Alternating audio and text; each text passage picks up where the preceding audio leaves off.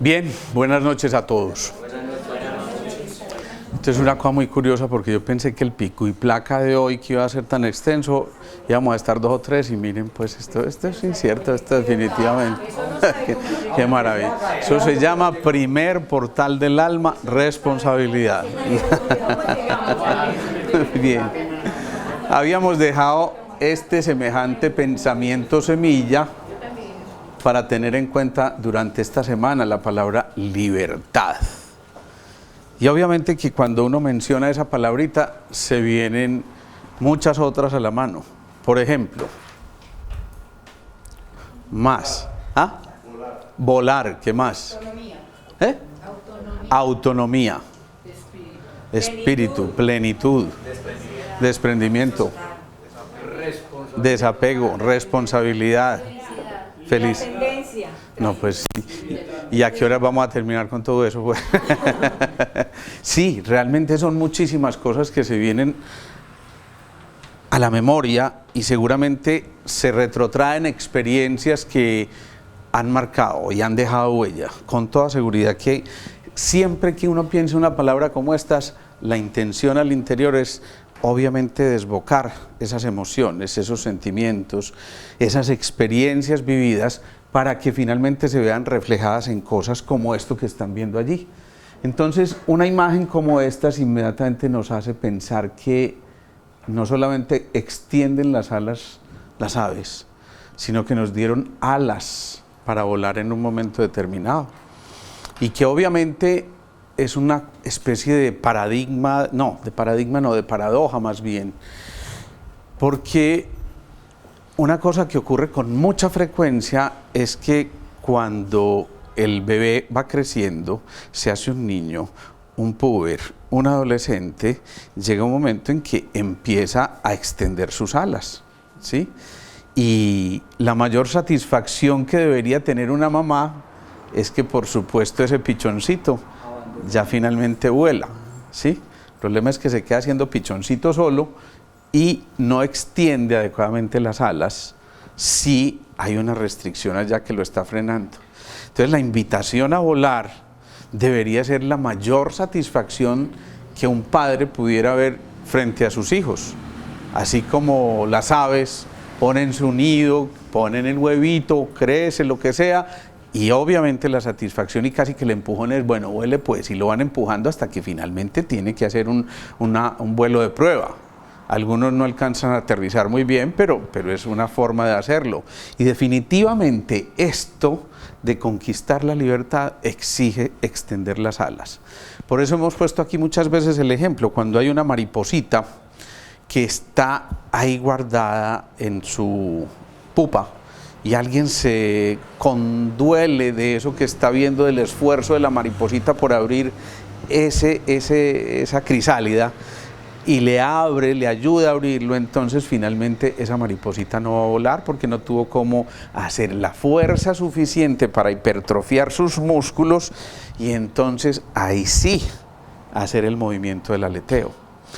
Pero entonces, si nosotros hablamos de volar, ¿qué características tendremos que tener para poder volar? Si ustedes ven esta imagen, ¿quién necesita esa ave para volar?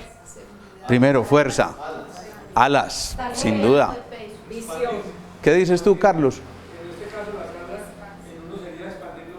Bien, pero en este caso, las alas, perfecto. ¿Qué más? Ligero de equipaje, claro, bien importante. Confianza. Deseo, visión global. Miren que todo lo que estamos describiendo hasta acá tiene que ver solamente con el ave. Eso. Hay algunas cosas externas del entorno que se necesitan. Si no hubiera fricción con ese aire y las alas no tuvieran con qué hacer ese movimiento de rozar, digamos, agradablemente el viento y aprovechar el calorcito que hay por allá entre las nubes y todo eso, posiblemente esto no podría generarse jamás. O sea que lo que quiero decir aquí es que el hecho de volar no depende de nosotros exclusivamente. Miren la palabra que utilizo, exclusivamente. Para poder volar necesitamos que esas cosas externas estén dispuestas también de manera adecuada. Y entonces ahí es donde viene la pregunta. Y si necesitamos de lo externo, pucha, ¿cómo hacer que eso externo se modifique para que las condiciones estén dadas? ¿Siempre estará esto bajo nuestro control? No. Y entonces eso implica una gran capacidad, primero que todo, de adaptación y de conocer y reconocer las limitaciones que cada uno de nosotros tiene. Entonces, cuando reconocemos las limitaciones y nos hacemos deliciosamente vulnerables, entonces sabemos, hoy es día de volar, sí, no, miramos las condiciones del tiempo, miramos las condiciones externas y entonces definimos si volamos o no. Pero mientras tanto, cuando esta ave reconoce que no es el momento de volar, entonces ¿a qué se dedica? Esperar. ¿Y eso cómo se llama? Pausa. ¿Sí? No es otra cosa. Esa preparación implica una pausa. Esperar que el viento esté a favor. Exacto, esperar que el viento esté a favor, y para eso entonces necesita reconocer, insisto, esa pausa. Sabe perfectamente que no es el momento. Si lo extrapolamos a lo que vivimos todos los días, entonces ustedes mañana tienen un vuelo. No depende solamente de que el avión esté en buenas condiciones y de que haya una buena pista. Depende también de que las condiciones de vuelo sean las adecuadas. Ustedes ven que el piloto, cuando va a despegar, yo no sé por qué, pero generalmente nos dicen: señores pasajeros, les habla el capitán, vamos a volar a 25.000 pies. Uno alcanza a escuchar 25.000 pies. Y después le dice: en el camino tendremos un poco de turbulencia. Y uno dice: turbulencia, nada que afecte la seguridad del vuelo. ¿Sí? Y ya cuando le dicen a uno: nada que afecte la seguridad del vuelo, cierto, y ya ahí uno se entrega al piloto y dice: bueno, no hay más de otra, usted el que tiene el control, parcero, por favor maneje despierto y ya, ¿sí? Pero cuando nos dicen posiblemente haya un poco de turbulencia en el camino o en el vuelo, ¿sí? Carretera destapada, pues, mejor dicho. Cuando eso ocurre, entonces lo que nos están diciendo es: tenemos que enfrentar esa turbulencia. Como tenemos que enfrentar las turbulencias en el día a día para poder entonces alcanzar ese vuelo libre al final. Ese vuelo que aprovecha ya simplemente las condiciones del tiempo, ese calorcito que le permite flotar y danzar deliciosamente sin hacer prácticamente ningún esfuerzo, sino entregarse. ¿Cuál es el momento de mayor agrado en el vuelo? Cuando esa ave se entrega. Al principio tiene que hacer un esfuerzo terrible para poder levantar su propio peso y ahí sí empezar a alcanzar esas alturas. Pero cuando llega a esas alturas y llega a unas condiciones adecuadas, se entrega, exactamente, fluye, no opone ningún tipo de resistencia, ¿sí? Eso es significativo y supremamente importante. Pero ¿qué más ocurre acá? Que para poder volar se requiere de esto, de voluntad. Hay una cosa que se llama el rayo del poder y la voluntad. Algún día tendremos que volver a tocar el tema de los 7 rayos, porque es un tema bastante importante. Los orientales hablan de 7 rayos principales. El primero, hablan de 3 rayos de aspecto y 4 de atributo. Entonces, el primer rayo de aspecto, ellos lo llaman el del poder y la voluntad, ¿sí? Y el del poder y la voluntad implica decisión, anclaje, fuerza, potencia, ¿sí? Personajes, por ejemplo, de primer rayo. ¿Quién creyera? Un Hitler. En su momento era necesario. Yo no sé para qué, pero bueno, la humanidad tenía que evolucionar con un tipo como ese. ¿Quién creyera? Un tipo como Pablo Escobar. A lo mejor en su momento esta pobre humanidad agobiada y doliente lo necesitaba para enrumbar muchas cosas y eliminar muchas cosas o enderezar muchas otras. Pero son personas de primer rayo, de decisiones fuertes, drásticas, casi que no muy meditadas, sino ya. Tenemos que encontrar y alcanzar un objetivo, un fin, ¿sí? El segundo rayo de aspecto se llama el rayo del amor-sabiduría. Y ese del amor sabiduría es el que se entrega sin ningún tipo de limitaciones, el placer de servir, de poner el amor en movimiento. Y alguien me puede dar, por ejemplo, un nombre. Listo, la Madre Teresa de Calcuta. ¿Quién más?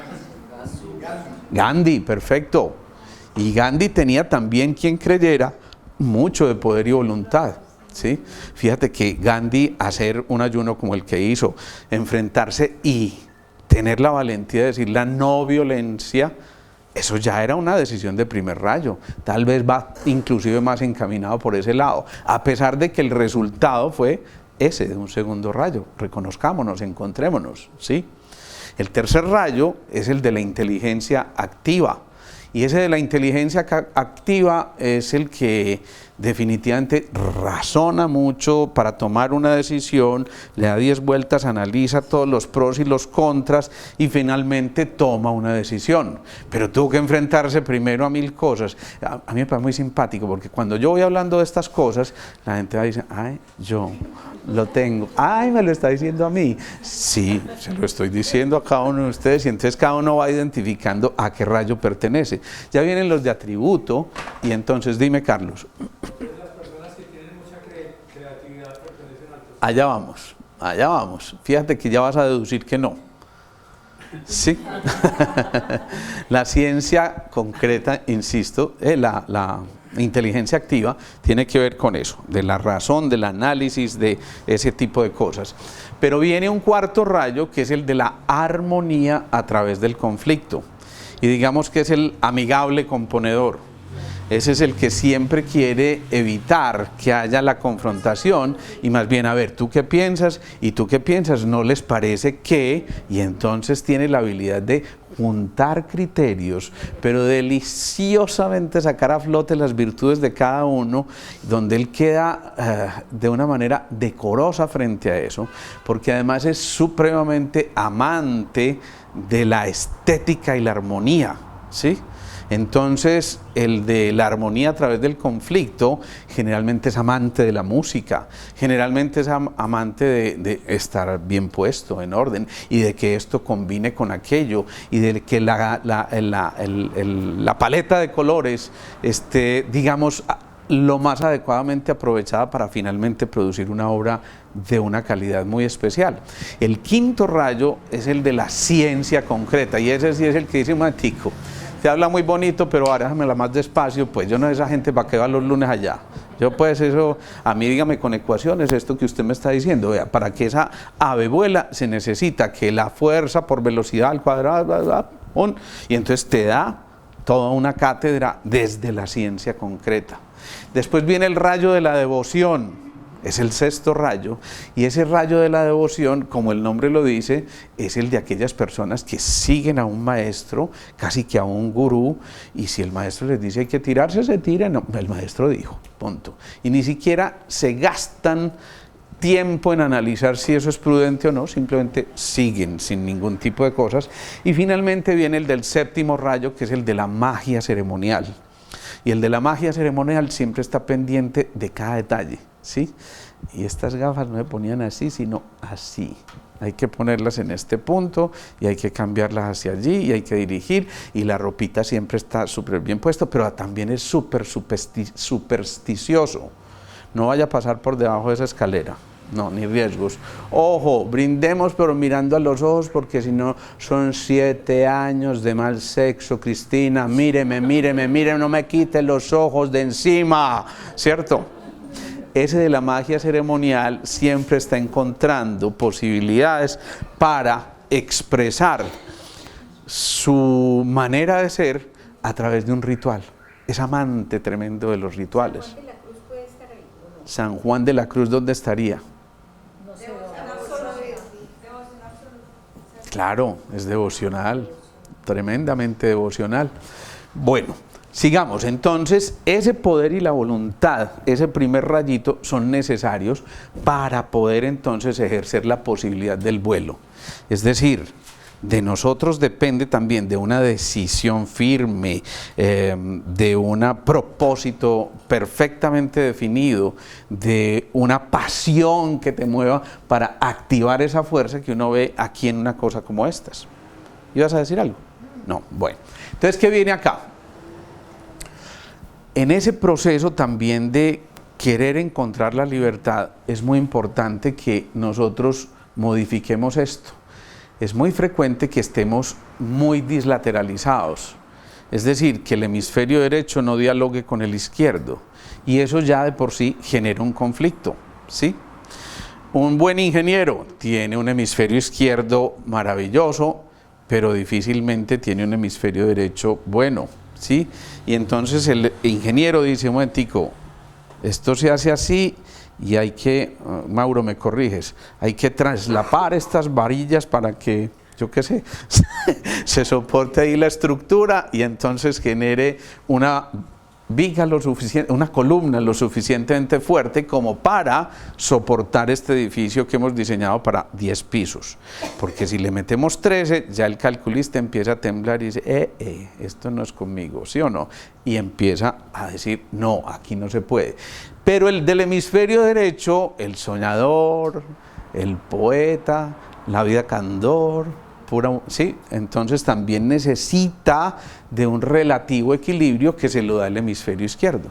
Por eso tiene que haber un diálogo para que haya una perfecta armonía, porque si no estaríamos diciendo, como dijimos la vez pasada, la vida es clara, bella, undívaga y abierta como un mar, ¿no? Y entonces, claro, ahí nos quedamos en una cosa como estas que no logra concretarse. Cuando somos dueños de nuestra conciencia, es como si pudiéramos levantar este pedacito aquí y lo pusiéramos de una manera simétrica, pareja, donde se establezcan las condiciones otra vez propicias para poder comenzar ese diálogo interior. La libertad exige ser dueños de nuestra conciencia, y ser dueños de nuestra conciencia implica que necesariamente estemos produciendo pensamientos diáfanos, claros, dirigidos a un propósito, visión sintrópica o teleológica de las cosas, para poder que al final de esos movimientos, ese desarrollo de la conciencia siempre vaya en la espiral ascendente. No tendría ningún sentido devolvernos en ese sentido, porque entonces estaríamos involucionando. El proceso de la evolución consiste en ir en la espiral ascendente para poder alcanzar por cada vuelta que vamos dando una nueva espiral de conciencia que nos invita, ahí sí, a despejar y allanar el camino para contactarnos con el alma.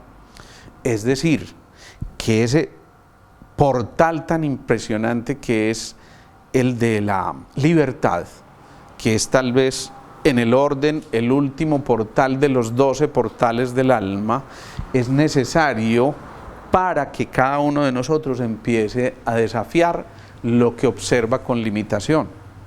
Si nos devolviéramos a la imagen del principio, la del vuelo, si esa ave observa que hay un obstáculo, normalmente ¿qué hace? En condiciones, insisto, normales y digamos que de buenos tiempos allá afuera. Claro, elude, esquiva o finalmente estudia esos obstáculos y dice, por aquí me puedo meter o por aquí no. ¿Sí? Y si encuentra que no es por ahí, muy frecuentemente toma la decisión de sabiamente hacer el camino de regreso.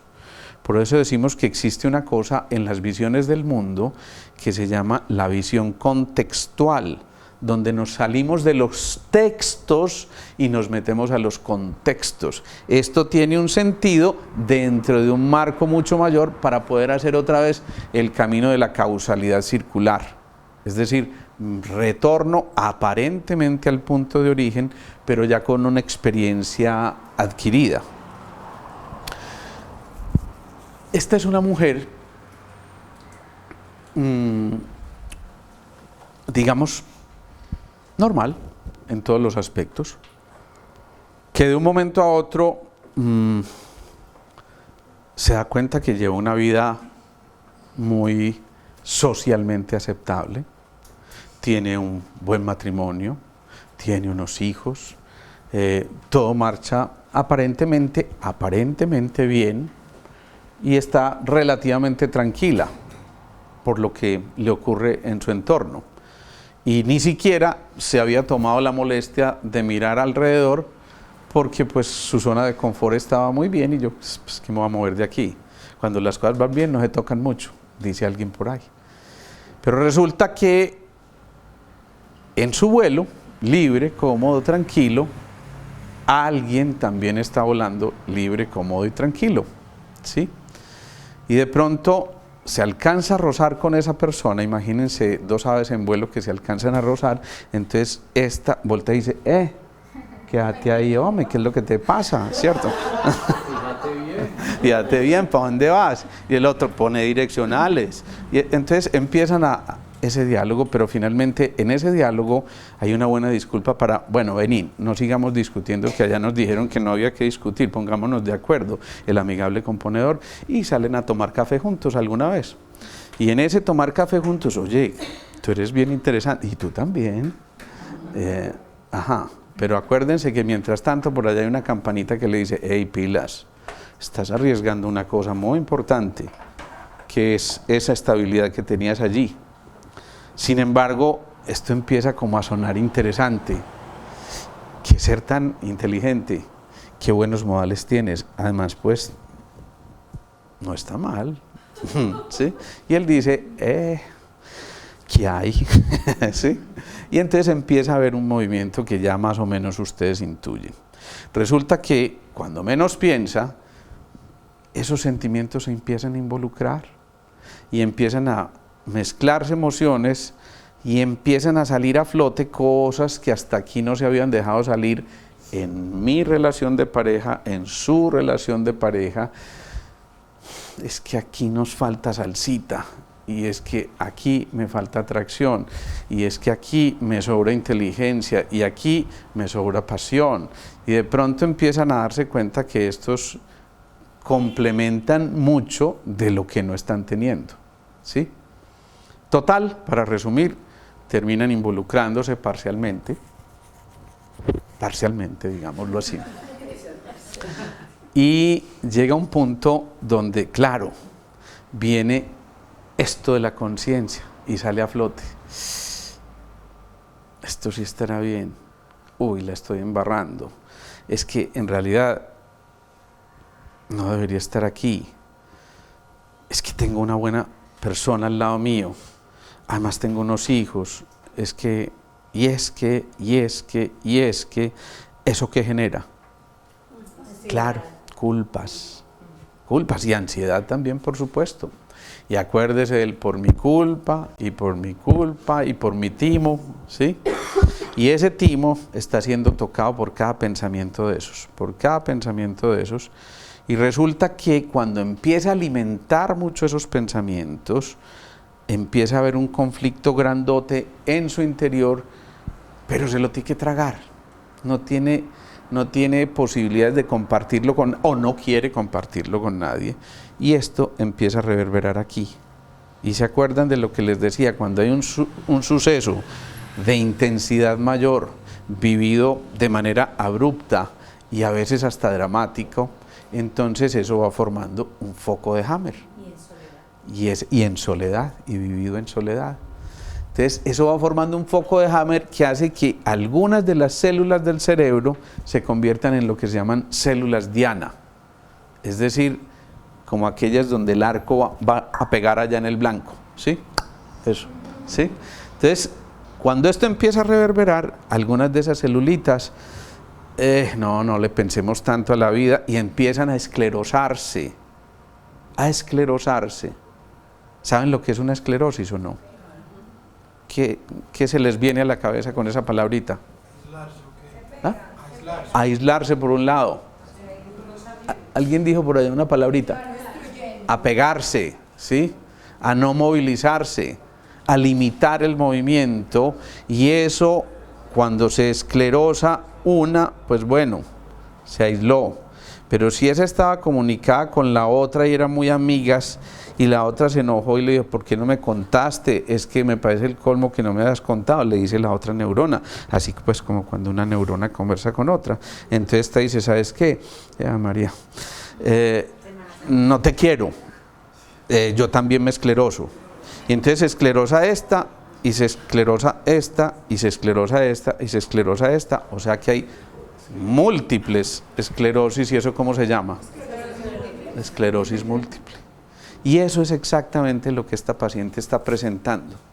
Ojo, no significa que por el hecho de haber tenido algún tipo de aventura o lo que fuera que puede continuar en el tiempo, no implica eso entonces que todo el que tenga eso va a ser esclerótico múltiple, porque casi todos ustedes estarían esclerosis múltiple.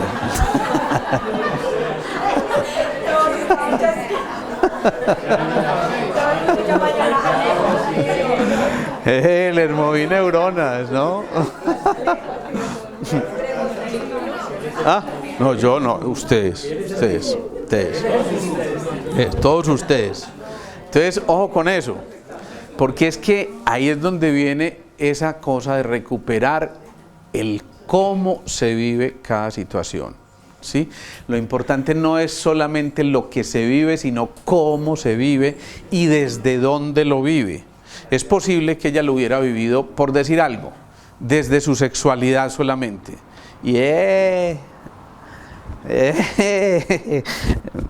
dale, sí, y eso se llama una cosa muy fea que yo no le voy a repetir aquí porque Simón ya la está pensando, entonces ustedes le leyeron el pensamiento a Simón. Pero eso que está ocurriendo de depender solamente del encuentro desde lo sexual es que, digámoslo así suavecito, es que me hace muy rico, ¿sí? Entonces, ¿qué pasa? Que lo vive desde su sexualidad y entonces toca el segundo centro, ¿sí? Afecta ovarios, afecta matriz, afecta trompas, cualquiera de esas cosas. Pero si en cambio ese lo vive desde la plenitud de la creatividad, no, esto es lo más rico que me ha pasado a mí en la vida, no, es que, y empieza a inventarse hasta, bueno, muchas cosas. Entonces, ¿qué pasa? Toca el quinto centro. Si lo vive, ojo, de manera armónica, es muy posible que incluso bloqueos que tuviera aquí durante mucho tiempo, que se pudieron haber manifestado como una faringitis, una laringitis, un pólipo, una cualquiera cosa, es posible que incluso eso desaparezca. Ya me imagino, todos a buscar amantes, sí. Sí, ya es que ya les leí el pensamiento, ustedes son perversos definitivamente. Pero si se vive desde el drama, Dios mío, esto no lo puedo expresar, me lo tengo que callar, de ninguna manera puede salir una palabra de mi boca que no vaya a salir, ni siquiera es más mínimo pensamiento que no me pillen. Eso toca el quinto centro, pero ya de manera inadecuada, y entonces va a producirse un nódulo en la tiroides o se va a producir un problema en las cuerdas bucales, etcétera, etcétera, ¿sí? Entonces entendamos eso, dependiendo de dónde estemos viviendo, dónde está la conciencia frente a lo que está ocurriendo, depende gran parte de la expresión de esa patología o de esa enfermedad. Entonces cada uno de nosotros tiene una cosa muy importante entre manos y es la responsabilidad. Cuando yo pongo una imagen como esta, eso significa simplemente, ¿cómo la leerían ustedes esta imagen? ¿Ah? Eso, denle una frase a eso. Eso. Eso, y eso significa todos somos responsables de todos, ¿sí o no? ¿Qué dices? No, que la imagen a mí me da una sensación de cuidar con libertad. Eso, eso. Está abierta, pero al mismo tiempo está abrazando, está protegiendo, exactamente. Entonces, esta responsabilidad, recordemos, hay 12 portales del alma. Responsabilidad, inclusividad, participatividad, soledad, serenidad, calma, divina indiferencia o indiferencia a lo no esencial, impersonalidad, desapego, intuición, sabiduría y libertad. Ahí están 12 portales del alma. ¿Qué son esos 12 portales del alma? Eso suena por allá como muy etéreo. Son simplemente portales que debemos ir conquistando en la medida en que vamos pasando por esta vida, ¿sí? Y en un momento determinado podemos rescatar la responsabilidad, pero en otro momento podemos rescatar la libertad, por ejemplo, ¿sí? Y en otro momento la sabiduría. Y en otro momento a lo mejor confluimos con todas esas cosas que a su vez van a tener que ver con los famosos 12 arquetipos de Jung, ¿sí? Estos son los 12 portales del alma, estos van a ser los 12 arquetipos de Jung, descritos como el huérfano, el inocente, el buscador, el amante, el guerrero, el bienhechor, el constructor, el destructor, el mago, el gobernante, el sabio y el bufón. Ahí están los 12 arquetipos. Y entonces cada uno de nosotros tiene en un momento determinado un arquetipo determinado. Por ejemplo, la acabó de dejar el novio y era lo máximo que tenía para ella y es que yo lo necesito. En ese momento, ¿ustedes creen que está, por ejemplo, en el arquetipo del guerrero? Huérfano. No, claro, el del huérfano. Me dejaron, estoy sola, abandonada, ¿sí? Entonces ese huérfano, cuando lo identifica, sabe que tiene que trabajar en él, porque si no pasa a ser víctima. Pobrecita yo, o pobrecito yo, qué pecado de mí, es que la vida me ha tratado muy duro, yo de verdad no lo merezco, yo era hasta buena gente, pues hasta que lo conocí a él, pero sí, y entonces se pone en el papel del huérfano, sí, pero si desarrolla su fortaleza interior, entonces ese huérfano aprende una lección muy importante con el inocente que se llama la seguridad, ¿sí? Entonces en esa seguridad se encuentra a sí mismo y dice, un momentico, listo, me dejó, pero hay 6.000 millones de seres humanos que quieren amarte, decía Facundo Cabral. Entonces, ¿ya por qué me voy a preocupar por uno solo? No, por allá. Viene otra cosa aquí muy importante y es que, lástima, aquí la imagen no se ve muy clarita, pero alcanzan más o menos a ver lo que es esto, ¿cierto? No es otra cosa que esa sensación que se tiene cuando hay esclavitud y cuando estamos en cautiverio.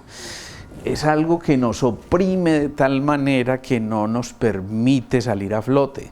Pero generalmente esas opresiones no vienen de esto, vienen de cómo me sienta yo en el interior. Por eso es frecuente encontrar cosas como estas.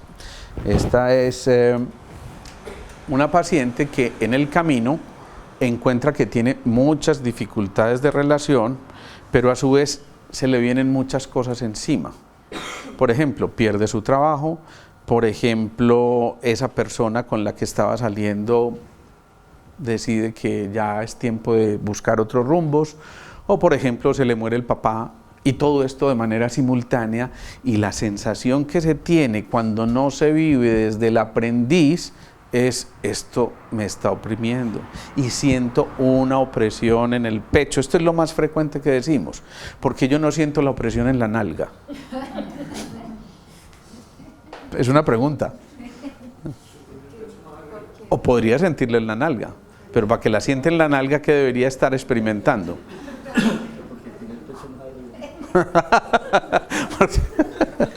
¡Qué maravilla!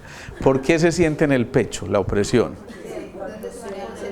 Claro, ahí es donde se maneja lo relacional y todo esto está tocando los sentimientos y las emociones. Si en verdad la opresión fuera por allá en la cadera, ¿a qué podría corresponder? Primer centro. Miedo, claro, miedos.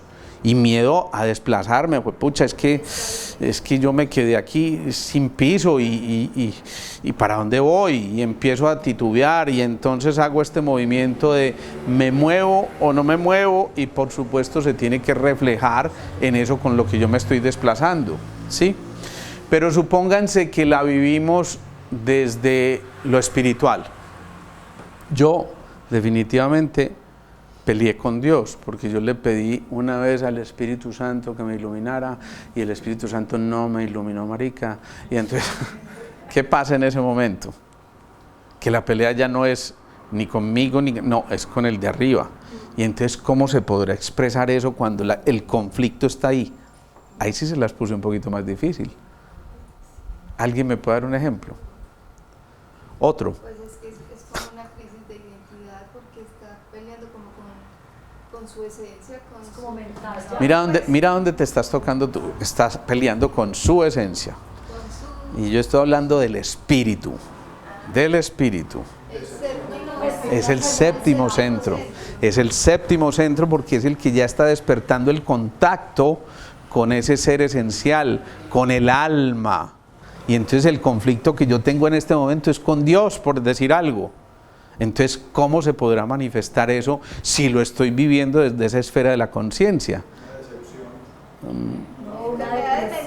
Una decepción es como una tristecita, ¿o no? Depresión. Más quinto, eso sería quinto, pero estamos en el séptimo.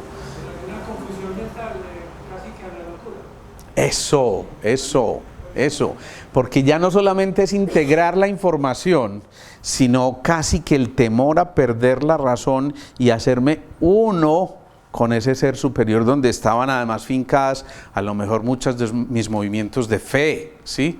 Pero de un momento a otro se me viene abajo por cualquier circunstancia, entro en crisis y tal cosa, y entonces siento que voy a perder la razón. ¿Por qué? Porque el hilo de conciencia, no se les olvide, se ancla en el séptimo centro.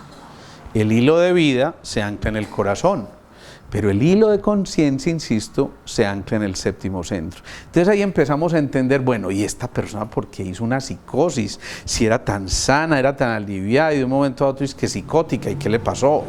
¿De dónde sacó las cosas? No, los genes. ¿Y por qué? ¿Quién tenía ese problema en la familia? No, cuando Simón Bolívar empezó a conquistar a Manuelita, también tuvo ahí su problema. ¿Y eran primos o algo así? No, pues la décima generación. Y no. Entonces tratamos de buscar explicaciones donde realmente no están. Muchas veces esas explicaciones están mucho más cercanas de lo que nosotros creemos y es una manera de decirnos, ojo, hay que liberar esa opresión. Miren, no puede ser al azar que una de las peores esclavitudes sea el miedo. ¿Sí o no? No puede ser al azar. El miedo anquilosa, el miedo paraliza, el exceso de análisis paraliza. Pero miren de dónde viene en la raíz inglesa la palabra miedo. La palabra libertad, freedom, ¿sí? Y la misma raíz de la palabra libertad la tiene el miedo en esa lengua inglesa, que es I'm afraid, o sea, tengo miedo, y es la misma raíz de la palabra libertad. ¿No les parece que eso es muy curioso? Que esta palabrita se las amplío aquí para que la vean bien. Esta palabrita tenga la misma raíz, esto significa libertad en inglés, pero tiene la misma raíz, afraid, en inglés. Entonces, no puede ser al azar que el miedo sea una de las peores esclavitudes y sea uno de los mayores impedimentos para encontrar la libertad. Entonces, a ver, si decimos eso y decimos que la emoción contraria al miedo es el amor, entonces, ¿cómo podemos enfrentar el miedo? Con amor, claro, con amor. Y amando incluso cosas que parecían imposibles de amar. Por ejemplo, yo no me identifico con algo que yo tengo. Yo, por decir algo, digo, es que no me gustan los gorditos que yo tengo, ¿sí? Y empiezo casi que a censurarme por esos gorditos, y hago 30 dietas y no rebajo, y hago ejercicio y tampoco rebajo, y me como o me tomo el adelgazante y tampoco rebajo. ¿Y qué pasó? ¿Y entonces por qué? Y aquella hace 2 esfuerzos y rebaja, claro. No, pues tan graciosa ella, ¿cierto? Porque además viene otra cosa ahí como que se combina con eso. Y yo haciendo bastante esfuerzo, y esta loca, vea esta, comiéndose hasta la torta del cumpleaños, y ¿qué se combina ahí? Claro, se combinan frecuencias muy bajitas, envidia, resentimiento, odio, todas esas cosas que necesariamente bloquean ese camino hacia la libertad. Ya ustedes, a ver, si lo expresáramos en términos de frecuencias, volar implica bajas frecuencias o altas frecuencias, claro, altísimas frecuencias. Por lo tanto, lo que se acerca a la materia densa tiene unas bajas frecuencias. En cambio, lo que se va elevando en patrones frecuenciales nos invita a desprendernos. Alguien ahorita dijo del peso, de lo que no es esencial para poder andar ligeros de equipaje y ahí sí emprender ese vuelo. Entonces, fíjense cómo este miedo, miren lo que ocurre aquí. ¿Sí? Casi que uno, ay, ¿cierto? Es más o menos eso, ¿sí? Claro, es casi de película de terror, pero esto que está ocurriendo, miren lo que pasa aquí en estas pupilas. Claro, se dilatan. ¿Y qué está viendo esta? No solamente está viendo la escena que tiene aquí, sino que inmediatamente está conectando con la amígdala y el hipocampo a nivel cerebral, que le recuerdan una experiencia parecida o similar a esta que está contemplando en este momento. Entonces, de manera inmediata y automática, desde allá se disparan esas vivencias y salen a flote todas estas cosas. Cuidado, no nos acerquemos, ¿sí? Pero empieza a generarse toda la película de lo que fue vivido anteriormente y de lo que va a determinar esto. Por eso, por ejemplo, alguien tiene miedo a estar solo. Y ese miedo a estar solo ni siquiera es porque me van a atracar o porque quién sabe, se me va a aparecer un fantasma o tal cosa. No, puede ser un temor subconsciente al abandono. Y entonces ella relaciona su soledad con el abandono. Es que recuerdo que alguna vez, cuando yo era pequeño, estábamos en el Éxito y mi mamá y mi papá se elevaron y yo me acerqué a coger un carrito y cuando salí a buscarlos no encontré por ninguna parte a mis papás. Ustedes se imaginan ese drama del bebé, 4 añitos y no encontrar a nadie y estar metido entre la multitud. ¡Mamá! ¡Papá! Y empieza a gritar y todas esas cosas, pero mientras tanto los papás están, hijo, ¿dónde está? Sí, ese tipo de dramas, ustedes lo acaban de vivir ahí, acaban de hacer la película. Y fíjense que es una cosa externa, pero aún así genera, sí, dramática la cosa. Imagínense al que lo vivió. Si después, en algún momento de su vida, alguna situación tiene que ver con la soledad que esta personita estuvo aquí, y vuelve y experimenta esa sensación de soledad, entonces ella inmediatamente relaciona soledad igual abandono, pérdida, todas esas cosas, y dispara todo ese engrama de emociones que va a generarse desde el interior y a cambiar por completo el patrón de comportamiento. Epa, eso. Y viene una cosa muy importante también. Encontrar la libertad significa liberar la ira. Descompongamos esto un poquitico. Ustedes saben que cada órgano maneja una emoción, ¿sí? Vamos a repasar. ¿Qué emoción maneja el corazón? La alegría, perfecto. ¿Qué emoción maneja el pulmón? El riñón, el vaso. ¿Y quién maneja la ira? Eso es, maravilloso. Terminamos, vámonos. Listo.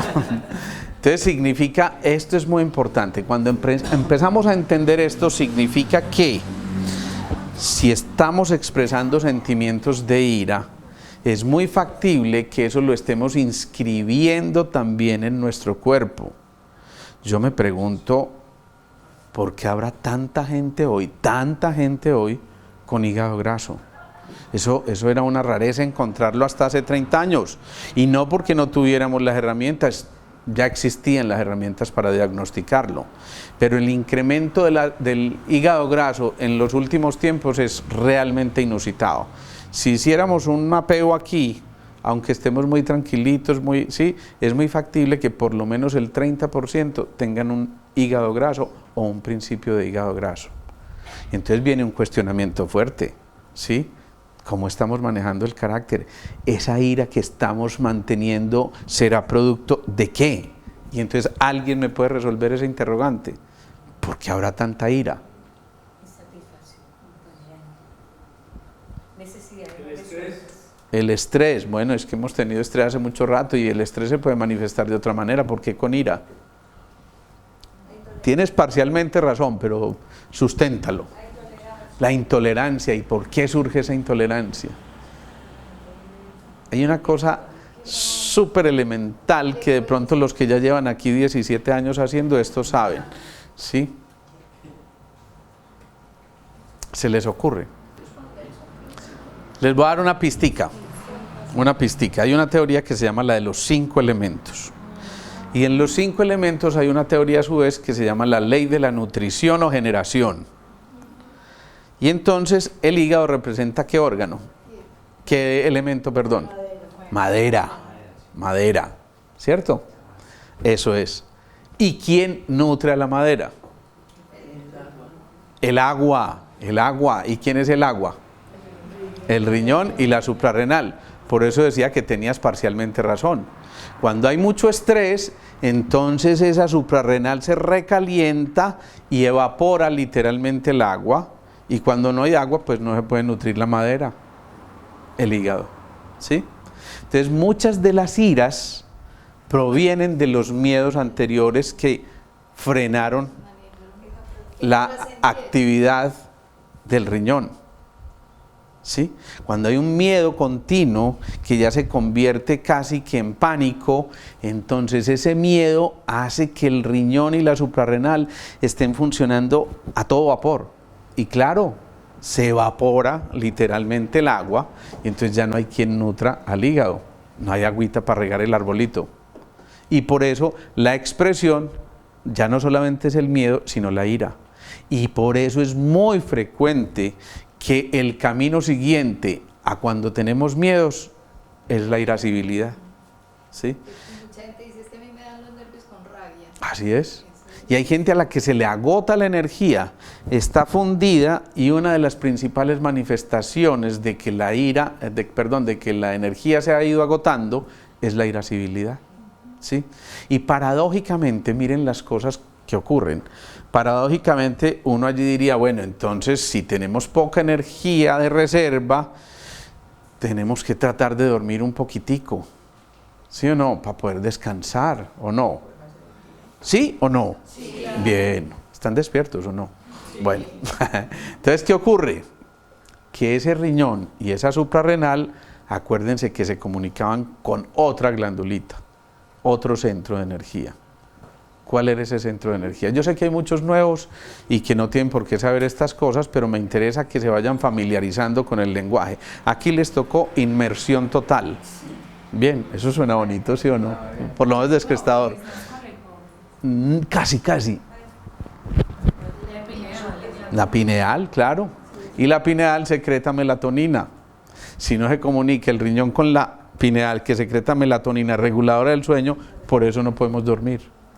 Entonces, paradójicamente, aunque necesitamos sueño, esto se desconectó. Entonces, ¿qué hay que hacer para volver a recuperar eso? ¿A alguien se le ocurre? ¿Ah?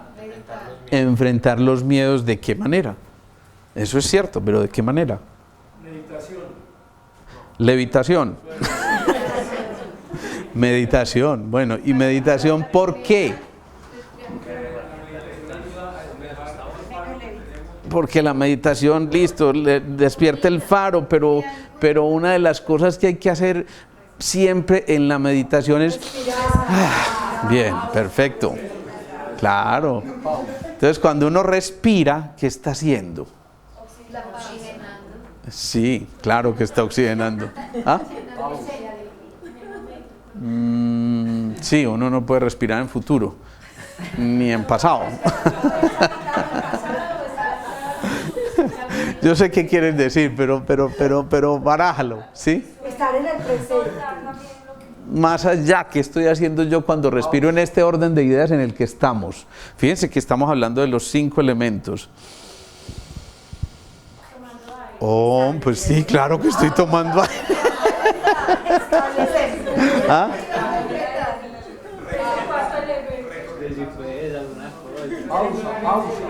Alguien que me dé otro empujoncito. Vea, es como si cuando yo respiro aquí se me cayera esto y se me fuera para acá. Está pasando ¿Ah? inferior a uno superior. No, es que miren para dónde se fue. Cuando llegan las viejitas, no me, mira, el vaso está por aquí. Eso, me duele el riñón. Y entonces, ¿quién nutría al riñón? ¿Quién nutre al riñón? El metal, el pulmón.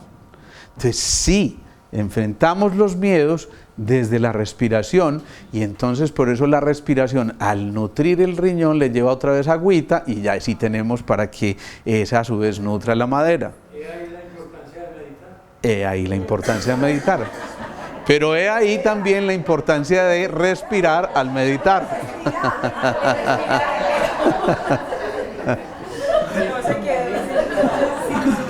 Pero bueno, a mí es que me encanta que hagamos estos ejercicios porque porque yo sé que vamos sacudiendo neuronas y miren, yo sé que ustedes ya los conceptos los tienen. Lo importante es empezar a hacer hilaciones, conectar esto con aquello y con esto, y después entonces ahí sí empieza uno a entender qué es lo que fisiológicamente está ocurriendo en el cuerpo. Entonces cuando yo respiro bien, primero estoy haciendo la pausa, y es cierto, la pausa se vive en presente, por eso te decía yo, tradúcelo, ¿sí? Se vive en presente, pero esa pausa está alimentando al riñón, el metal alimenta al agua, para que el agua tenga como alimentar la madera, y entonces ahí sí ya no hay tanta congestión y hay menos ira. ¿Y por qué el metal alimenta el agua? Llama. Cuando tú te tomas ese vasito de agua, no solamente encuentras una molécula de H2O, sino que encuentras una cosa que se llaman como minerales, ¿sí? Esos minerales partieron de la tierra que contenían el metal. La tierra es el vaso y el páncreas. Y ese metal, desde la energética china, está representando ese proceso de la respiración que va a lograr nutrir al riñón. ¿Ya? Entonces esto es bien interesante porque fíjense cómo vamos descomponiendo todas estas cosas. Miren este paisaje. ¿A ustedes no les llama eso mucho la atención? Sí, descríbanme ese paisaje. ¿Qué cosas hay ahí? No, ahora no me digan que hay un arbolito. No, lo que estoy diciendo es eso. Hay sueños, hay qué más. Hay dominio de la mente, creando, es la visualización. Visualizaciones. ¿Ah? También hay soledad. Ecléctico, perfecto. ¿Qué más? Fantasía. Creatividad, innovación, conexión, colorido, expansión. Miren, se expande tanto que miren cómo le quedó el cerebro, ¿sí? Expandidito así. Pero ¿qué es lo que estamos diciendo aquí? Que cuando se expresa lo sentido, mírenlo aquí, cuando se expresa lo sentido, entonces está modulándose todo este terreno árido que aparece acá, ¿sí? Y fíjense que en esa aridez, si se expresa lo sentido, es perfectamente posible que surja un paisaje como estos. Y entonces, a pesar de que yo esté contemplando esto que parece dantesco, si tengo la suficiente conexión con la creatividad y la capacidad de, miren lo que estoy encerrando aquí en el circulito, de visualización, eso es suficiente para cambiar la realidad. Y es el mejor abono que yo puedo darle a este paisaje árido para que finalmente lo que encuentre ya sea esto que estoy fabricando acá. ¿Sí? Eso implica también que cuando se expresa los sentidos, se empiezan a gestionar los sentimientos y las emociones. ¿Qué es el correcto gestionar de las emociones y los sentimientos? ¿A alguien se le ocurre? Una gestión adecuada de las emociones es ¿qué? Primero, reprimirlas. No, claro, expresarlas, pero expresarlas de manera asertiva, eso es, con contundencia, con dirección, con claridad, con ímpetu, con fuerza, pero con respeto profundo. Eso es gestionar los sentimientos y las emociones. Entonces, un sentimiento es capaz de generar necesariamente un comportamiento, una acción, y esa acción, ya lo hemos dicho, es capaz de modificar, ¿qué? Un carácter. Y ese carácter es capaz de modificar un destino. Por lo tanto, desde esto, desde aprender a saber en qué nos ubicamos acá, si en callar, si en expresar, si en hacer este tipo de movimientos, pero no nos reprimimos, sino que estamos permitiendo que todo esto fluya, esos sentimientos y esas emociones están siendo perfectamente elaboradas como para permitirnos llegar a un fin mucho mayor. ¿Qué es esto? Alguien mencionaba ya atrás la tolerancia ahorita, ¿sí? ¿Qué será la tolerancia? Eso es comprender que hacemos parte de una unidiversidad, es decir, que la opinión del otro es tan válida como la mía y es posible, tan solo posible, que nos encontremos en los puntos de vista y entre todos vayamos diciendo, hey, podemos hacerlo juntos, ¿sí?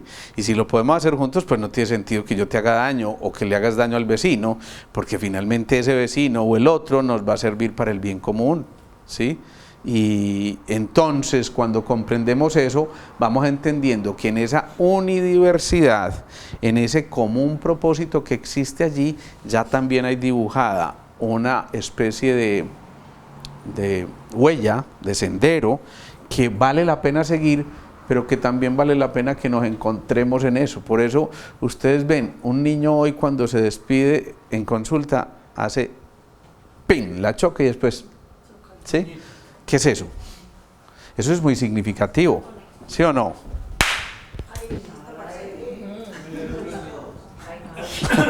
¿Qué es eso? ¿Qué es eso? Somos amigos. Claro. Hicimos un pacto. ¿Qué más? Claro, es todo eso, es conectividad en todos los sentidos. Cuando estamos haciendo eso, lo que estamos es eso, casi que proyectando nuestro corazón a este saludo, que primero es la palmadita, sí, pero después esto, como somos guerreros, somos, ya, aquí nos encontramos los dos, ya yo no estoy solo, porque el que está solo normalmente en la misa, daos fraternalmente la paz. Que no me vaya a tocar o no me pegue el coronavirus, sí, y obviamente se esconde de alguna manera, ¿sí? Entonces, ¿qué pasa? Al contrario, cuando nos damos la paz y nos encontramos en ese movimiento, ya la piel no es un instrumento de defensa, sino de contacto, ¿sí? Y por eso depende mucho en qué plano nos pongamos. Yo lo decía en la charla del jueves allá en Llano Grande, a ver, ¿qué implicaciones tendrá esto del famoso coronavirus ahora? ¿Por qué entonces lo que generalmente mata a los que matan ocurre porque afecta sus pulmones y porque terminan haciendo una bronconeumonía? Es más, otra pregunta más compleja todavía, ¿por qué hasta ahora no es una patología de los niños? Ni de las embarazadas, dicen algunos, no sé qué tan cierto sea, pero ¿por qué no es una patología de los niños? Y claro, porque es una humanidad triste, agobiada y doliente, ¿sí? Y entonces, ¿qué pasa? ¿Cómo sigue?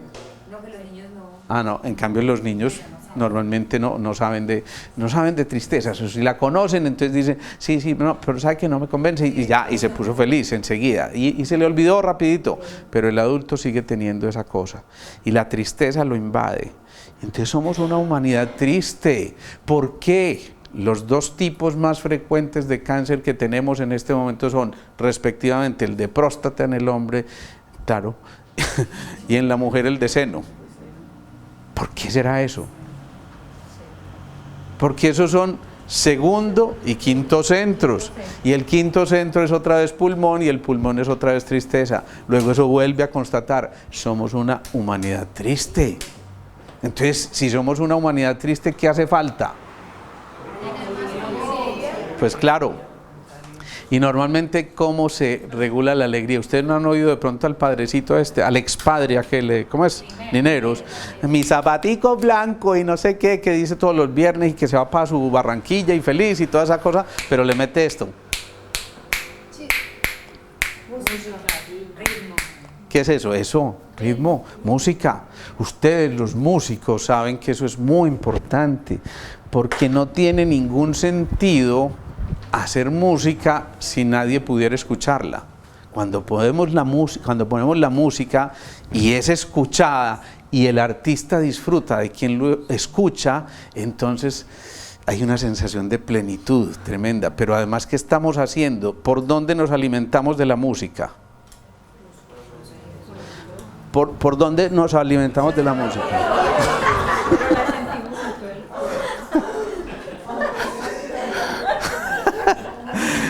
Y entonces, ¿qué es la música? Imagínense ustedes. Ay, me da una tentación, pero no lo voy a hacer por ser primera vez que viene. Ay, Dios mío, es que no se imaginan qué voces tienen estos personajes que tenemos aquí. Pero hay una parte donde... ¿Puedo abusar de ti, Ángela? Bueno, Ángela es la novia de Santi, pero Ángela es una mujer que tiene una voz absolutamente prodigiosa, y cuando yo la oigo cantar, ¿te puedes parar aquí un segundo? Te voy a lanzar al estrellato de una vez. Esto es así a mansalva, esto es una tradición. Yo sé que ya a partir de hoy ya no me va a querer más en la vida, pero bueno, a lo mejor te lanzo al estrellato aquí. Pero hay una canción que ella canta, sí, un pedacitico nomás, por ejemplo. No importa que tengamos gripa, la acompañamos, gripa, no coronavirus, ¿cierto? Bueno. Canta, garganta con arena, tu voz tiene la pena que malena no canto. No. Bueno, gracias. No voy a abusar de ti esta vez, perfecto, estás cordialmente invitada para todos los que siguen. Ustedes no se imaginan el placer que es escuchar eso, ¿sí? Pero esto que duró, ¿qué? ¿10 segundos? ¿5? ¿Qué hizo? Mire, primero genera eso, una necesidad de, ay, otro poquito, es que nos dejó empezados, ¿cierto? Y casi que uno le dice a Santi sacar la guitarra y a Simón el piano, y entonces así la próxima vez que sea de esa manera, ¿no? ¿Qué pasa? Lo que nos está invitando a hacer esto es a volver a rescatar aquella frase: si se calla el cantor, calla la vida. Y eso es cierto, eso es literalmente cierto, porque si nos nutrimos de la música y dejamos de hacer música, no importa que no seamos músicos, pero si dejamos de hacer música, esa energía de reserva se va al piso, porque es la que maneja el riñón y su órgano de expresión externo es el oído. ¿Entienden eso? Por eso hay que hacer música, por eso hay que poner música todo el día, por eso hay que ponerle inclusive música a nuestras palabras. En la unidad donde yo vivo me encuentro una mujer que me parece fantástica. Es una de las empleadas de oficios varios, ¿sí? Y cuando yo me subo al ascensor, ella dice: buenos días. Y yo: ¿qué hay? Y entonces así uno se baja del ascensor y rico, pero es más o menos eso. En cambio hay unos que se suben. ¿Para qué piso va? Este va subiendo, ¿sí? Pero cuando uno se encuentra, hasta luego. Yo en serio no entiendo, eso nunca lo había visto. Lo había visto con un niño de 14 años que hablaba así, la hormiga maracuyá, tal cosa, y sí, decía, pero es que esta mujer canta cuando habla, literalmente canta, y es una mujer adulta ya, pues no es la niña, es una mujer adulta. Hasta luego, y uno se va como hasta luego, ya empieza una flota. Eso cambia por completo. Una cosa tan elemental como esas, que parecería absurdo, yo los reto a ustedes a que mañana en el ascensor hagan eso. Bien, entonces miren lo que está pasando, ¿sí? Vulnerabilidad, miren esa imagen. Ciertamente vulnerable, ¿o no? Totalmente. Encontrar la libertad significa reconocernos deliciosamente vulnerables para poder entonces caer en cuenta de que es necesario que habitemos en el silencio, en la pausa, para poder hacer el camino de interiorización, y en ese camino de interiorización llegar a cosas tan profundas que nos permitan descubrir todos los dones y talentos que tenemos, de los cuales el principal es precisamente el de la libertad. Entonces, encontrar otra vez la libertad significa saber acallar el ruido de nuestras emociones. Cosa bien compleja, porque ahí es cuando surge la pequeña personalidad que nos invita al reconocimiento, al ego, a todas estas cosas que por supuesto son un ancla para evitar que el proceso siga evolucionando. Y entonces, cuando uno llega aquí, aprende a filtrar. Miren, esta es una fotografía, obviamente están identificando de qué es, pero esta es una fotografía hecha con un filtro especial de fotografía. No sé, Mauro, ¿qué nos puedas decir de eso? Sí, que sí. Bueno, el caso es que definitivamente no es la imagen típica que uno ve, sino que casi que sale a relucir lo más bello que pueda haber en esa imagen, y entonces todo este colorido casi que es, ¿qué? ¿Esto es qué? Sí, claro, es luz. Ese fuego interior que además está alrededor de esto, que es el centro, está haciendo que esa expresión externa esté mostrando toda la luz que habita en nosotros. Luego, quien conquista la libertad, conquista la luz. O pudiera ser al revés. Estar en la luz. Cuando yo digo, yo estoy en la luz, la luz está en mí, yo soy la luz, no estoy diciendo otra cosa que alcancé el mayor de los dones del ser humano, que es precisamente la libertad. Por eso hay la posibilidad desde la libertad de reciclar los sueños, de volver a empezar, de decir es perfectamente posible que nosotros volvamos a tomar aquellas cosas que habíamos aplazado, que habíamos dejado ahí metidas en el atrapasueño al que ya le estaban dando telarañas, para decir se puede, es perfectamente posible, vale la pena volver a empezar. Y en ese vale la pena volver a empezar, la clave está en la fe. Si hay fe suficiente, es muy probable que cada uno de nosotros pueda hacer ese cambio interior para que al final, detrás de todo ese movimiento, nosotros digamos, hoy también puede ser un momento especial para ir en pos de la libertad. ¿Dudas, preguntas, inquietudes o no? Sí. Dime. Alejo, cuando hablamos de la ira, hay algo que nos decías como en otras charlas muy lindas de sacarle a la ira el potencial que tiene para hacer algo grande. Claro. Esa partita como un poquito más clara. La ira cuando involuciona, es decir, cuando no sabemos manejar adecuadamente la ira, nos vamos a un extremo destructivo, que es la cólera. Y la cólera ya es esa rabia extrema, es que sí, es que te va a matar, sí, es más o menos eso. Pero cuando en cambio en la ira tú encuentras la fuerza necesaria para reafirmarte, entonces se da la autoafirmación. Y yo puedo evolucionar y decir, en lugar de irme hacia la cólera, me voy a la autoafirmación, donde eso es parte del autocontrol, claro. Y entonces también afecta al hígado, en esa del autocontrol. no, porque mira lo que estamos diciendo, no es controlar a, es controlarme, es decir, es modular, no es reprimir, es contener, ¿sí? Y en ese proceso de encontrarme conmigo mismo, estoy haciendo ese movimiento del autocontrol y parte inclusive de la autoafirmación que me va a llevar después al autorreconocimiento. Recuerda que el hígado, la madera, va a nutrir ¿a quién? Al fuego. Uno le echa leña al fuego y el fuego es el corazón, pero debajo del corazón está el timo y el timo es el órgano de autorreconocimiento. Por eso, si hay buena madera, si hay buena leña, yo alimento el fuego para que ese fuego me esté revelando el autorreconocimiento, la autoaceptación, y entonces ya no tengo nada que hacer con una enfermedad autoinmune.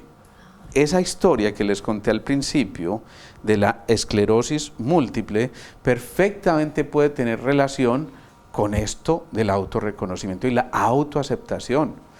Quien viva una historia como esas, pero la viva desde la armonía, bueno, esto es una cosa muy buena que yo tenía que probar y que mi Diosito lindo me la puso aquí, yo qué sé, cualquier explicación que le dé a eso, justificando de manera armónica, quiero decir, ¿sí? Miren, yo les pongo un ejemplo. Este es un ejecutivo, un alto ejecutivo de una empresa, tipo supremamente importante. Además que normalmente cuando uno es un ejecutivo de una gran empresa, tiene que tener ciertas características. Y además debe hablar en un tono, porque para ser un pequeño burgués es necesario tener también ese tono, ¿sí? Y hacer cierto tipo de movimientos. Por ejemplo, esto, e ir caminando de una manera que me permita a mí balancear mi quinto centro con el segundo, porque le faltan, bueno, sin embargo, es muy probable que en ese movimiento, este hombre que está tan encumbrado, conozca, este es un señor de 50 años, conoce a una secretaria muy amable, que además tiene unas ciertas virtudes,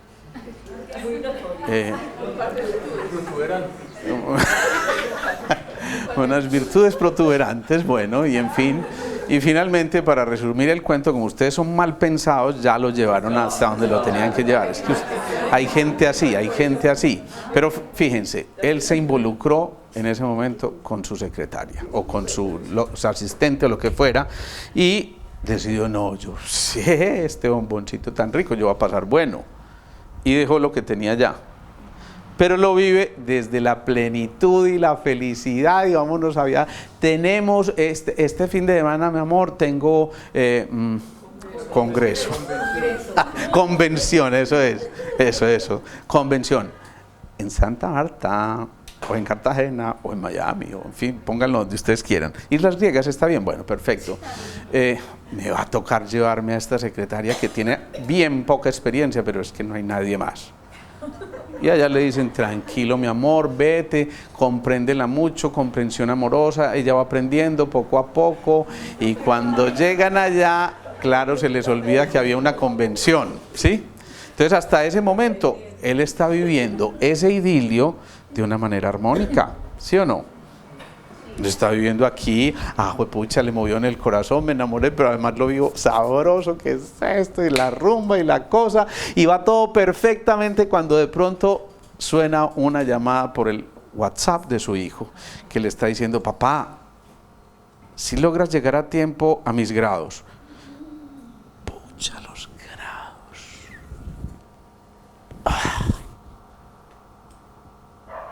Pero los tengo dramatizados ahí, ¿sí o no?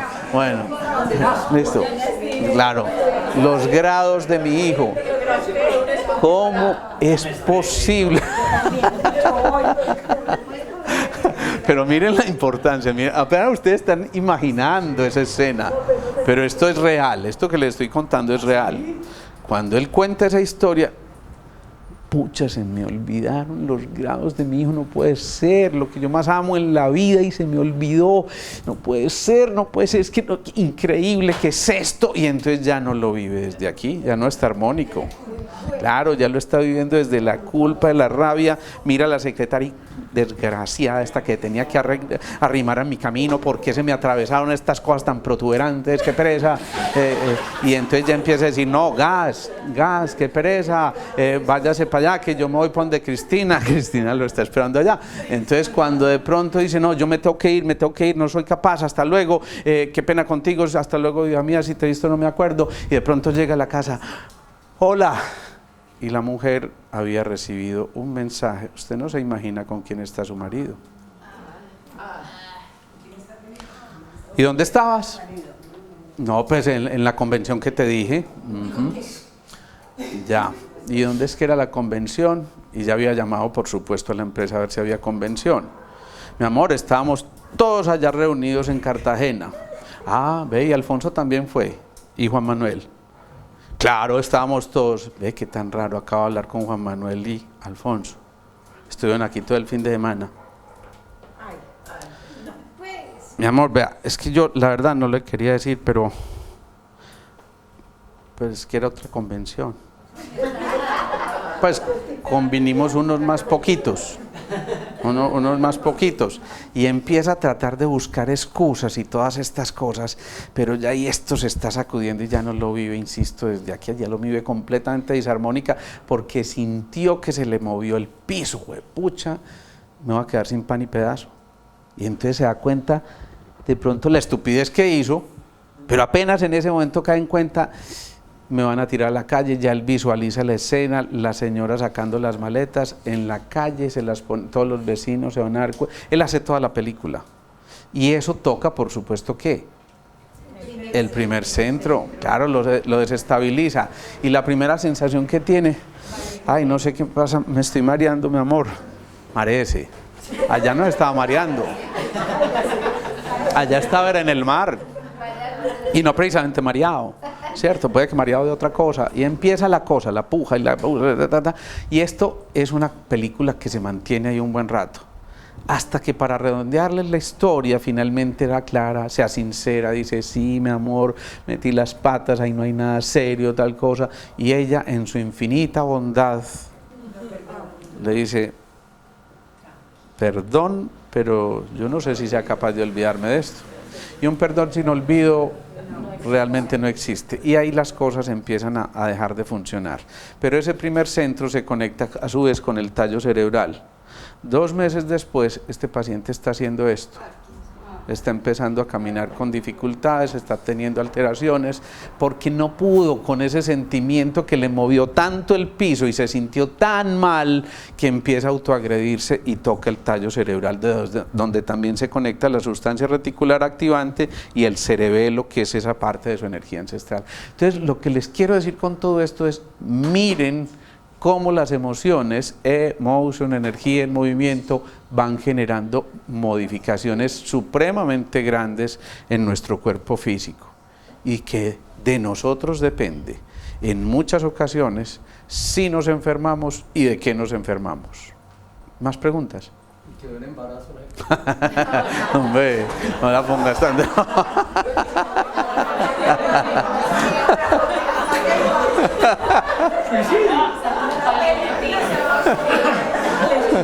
Yo me quedé con tanta tristeza del niño que se iba a graduar y yo te iba a preguntar, era por el niño. Hoy pregunta por la secretaria. No, finalmente él alcanza, eso fue lo que lo alcanzó a mover y llegó otra vez al grado del niño, pero no estaba en sus planes. Se pensaba que era fin de semana y no se acordaba que ahí se graduaba, pero llegó, por fortuna llegó. Pero miren, aún así, habiendo llegado y de alguna manera habiendo resarcido un poquito la cosa, termina en una cosa tan dramática como la que les estoy contando. Entonces, ojo con eso. Entonces la culpa juega un papel muy importante. Sin duda, el sentimiento de culpa, pero también el de desestabilización. Se me va a caer todo el andamiaje de lo que yo tenía construido, de lo que había trabajado por 30 años y por un momento de lujuria lo tiré a la borda y qué fue lo que hice, y entonces viene el autoflagelarse y el culparse y dele y dele y dele, y claro, entonces empieza eso. ¿Sí? Vamos a seguir con la viejita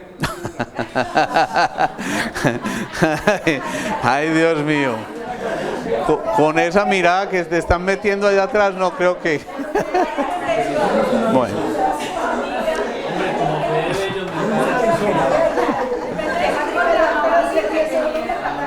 Sí. Si en 2 meses Carlos llega andando así, no pregunten por qué fue, ¿no? Pero bueno, en fin. No. Bueno, sintetizando, es muy importante que la libertad la adquirimos cuando conquistamos el dominio de nuestras emociones y sentimientos. Pongamos eso en práctica. Dime, Fernando. Alejandro, pero es que a veces veo difícil abstraerse de ese poder oscuro que trata de manejarnos con miedo. Tú lo estás expresando de una manera muy bonita, ese poder oscuro que trata de manejarnos con miedo. Cuando uno está en la oscuridad, lo más adecuado, ¿qué es? Encender una luz. Esa luz a veces la puedo encender yo, porque tengo el fosforito si lo pongo en términos físicos, pero esa luz a veces la puede encender alguien que me acompaña en el camino y te dice, no, ven, no estás solo, y te da un consejo y te da un abrazo, o simplemente te extiende la mano y te dice, no te preocupes, estoy contigo, te acompaño en este proceso tan complejo, en este instante, ven, ya no eres tú solo, somos 2, y es posible que en el camino se nos sumen otros, y entonces ahí ya pasas de la oscuridad total a un destello de luz, a un rayo de luz, casi que a un incendio después, donde esa luz ya no solo te pertenece a ti, sino sabes que le pertenece a toda una comunidad. Y por eso entonces, cuando estás en ese grado de iluminación, ya hablamos de eso en charlas pasadas, logras tocar a los otros y los iluminas, porque con su sombra los curaba, decían, no era su sombra, era el aura electromagnética de un ser perfectamente ordenado como Pedro, que era capaz de hacer pasar a alguien que estaba en el caos total a la emergencia de un nuevo orden. Eso se llama, en términos físicos, la negentropía o la segunda ley de la termodinámica. ¿Ves? Bien, vamos ahora sí a terminar haciendo la